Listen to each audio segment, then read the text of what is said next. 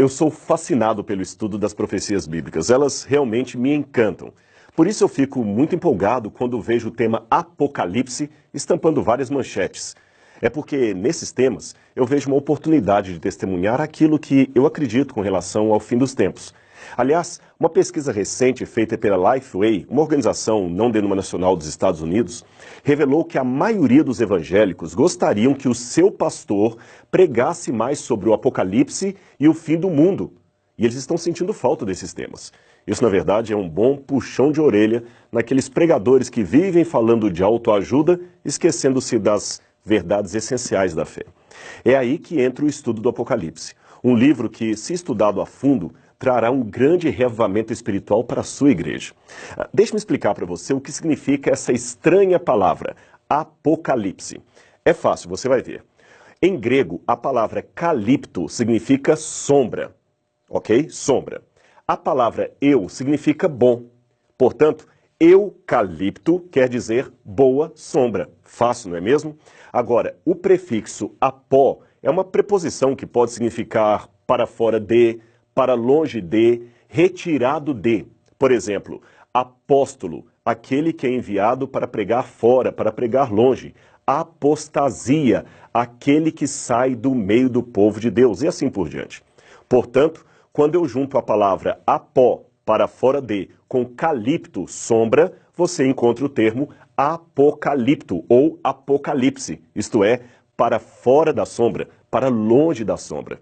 Ora, o que está longe ou fora da sombra está às claras, está revelado. Por isso que Apocalipse significa revelação. Legal, não é mesmo?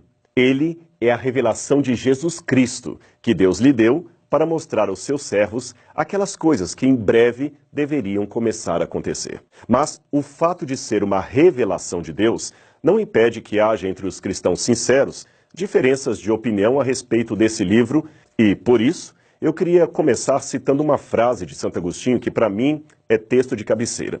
Santo Agostinho dizia que, no que é essencial, devemos ter unidade. No que não é essencial, podemos ter diversidade ou liberdade. Mas, em tudo, é obrigatório que tenhamos caridade ou amor, especialmente por aquele que pensa diferente de mim. É por isso que, com muito respeito, eu creio que vou chocar alguns irmãos evangélicos que seguem as minhas redes sociais. Então, você está preparado para o choque? Pois bem, lá vai. Eu não creio no arrebatamento da igreja. Pronto. Mas como? Será que o Rodrigo Silva perdeu a sua fé? Não é nada disso. E talvez você se surpreenda em saber que eu não estou sozinho nisto. Uma pesquisa feita pelo Tool Forum sobre religião e vida pública entrevistou 2.200 líderes evangélicos de 190 diferentes países e descobriu que 32% deles também não acreditam que haverá um arrebatamento secreto da igreja no fim dos tempos. Quando a pesquisa muito semelhante foi feita com teólogos, desta vez norte-americanos, o número daqueles que negavam ou nutriam sérias dúvidas sobre o arrebatamento era da ordem de 60%. Apenas para situar aqueles que talvez não saibam do que eu estou falando, é que uma grande parte dos cristãos evangélicos de hoje, especialmente pentecostais e neopentecostais, acredita que a segunda vinda de Cristo terá duas fases.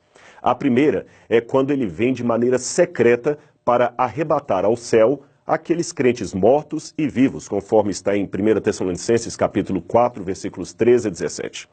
Nesta compreensão, uma multidão de pessoas irá desaparecer de um momento para outro.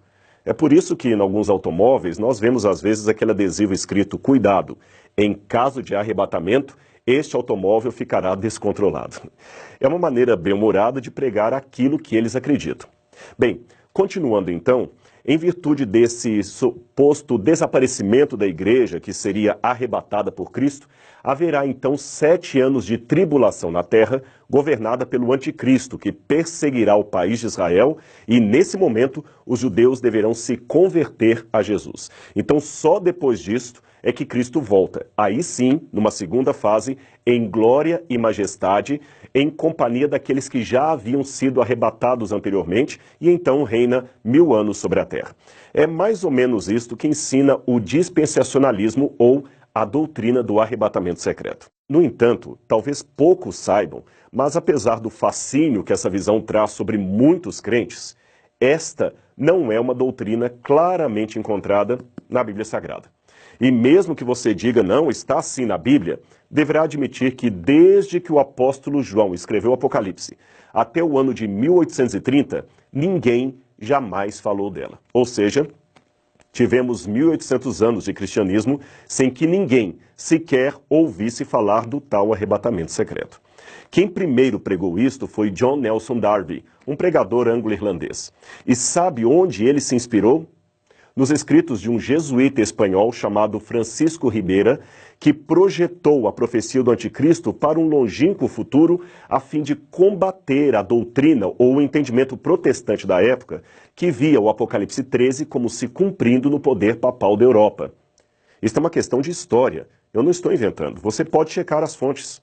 Os grandes reformadores, aqueles como Lutero, Calvino, Zwinglio, os irmãos Morávios, Wesley, nenhum deles acreditava no arrebatamento secreto da igreja. Pelo contrário, todos falavam apenas de uma única e clara volta de Jesus, que acontecerá em apenas um estágio e será visível e gloriosa em todo o mundo, e não num arrebatamento pré-tribulacionista.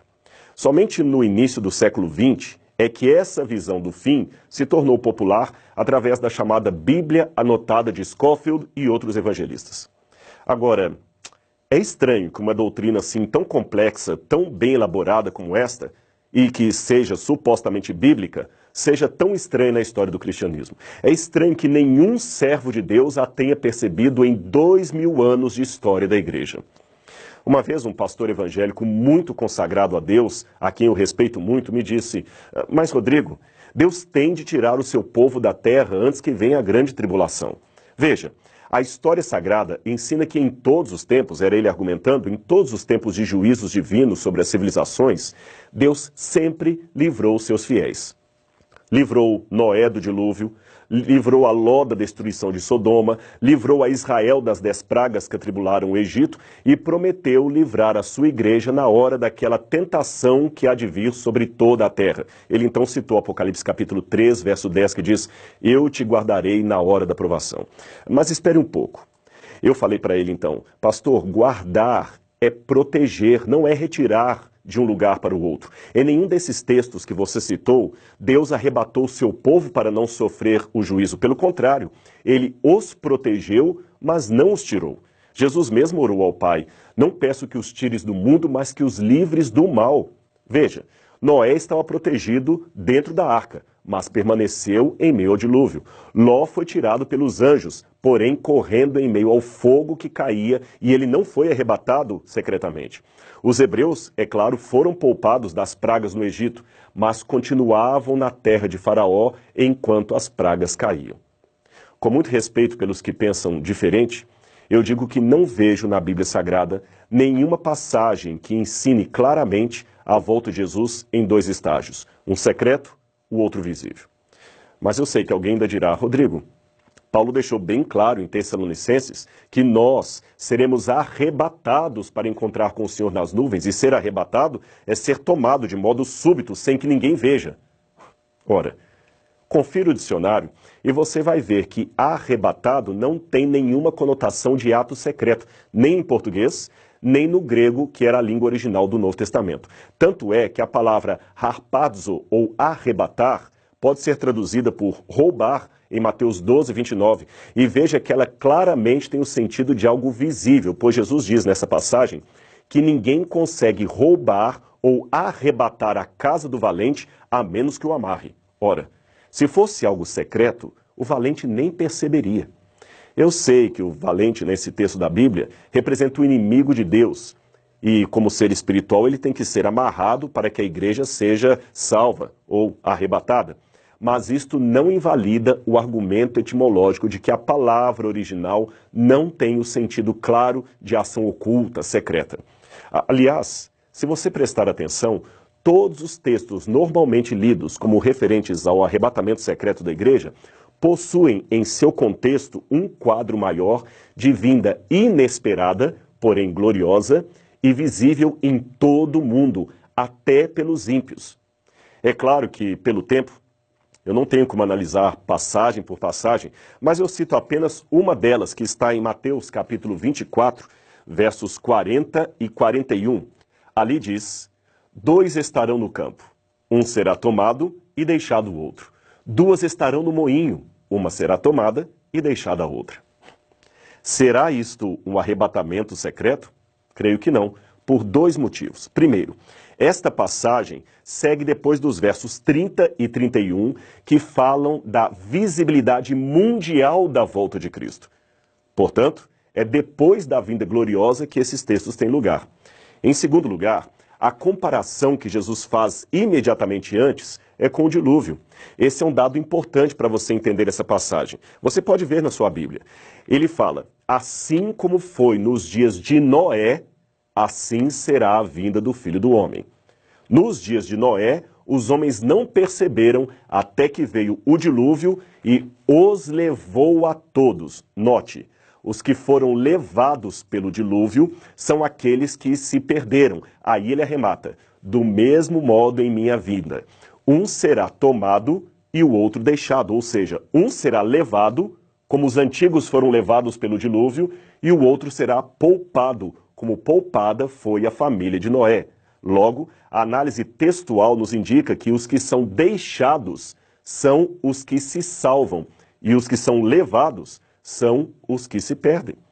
Veja com calma na sua Bíblia e você verá que é isso mesmo. Agora, a despeito de qualquer discordância interpretativa ou teológica, uma coisa eu posso dizer com muita convicção. Independente da religião que você professa, ou até mesmo da ausência dela, pois muitos preferem não seguir religião alguma, eu espero que você concorde comigo pelo menos nisto. Jesus ama a mim e a você. E se formos fiéis a Ele, Ele voltará para nos levar ao reino que Ele mesmo prometeu. A sua promessa não falha, e o Apocalipse é a certeza que nós dois temos disso.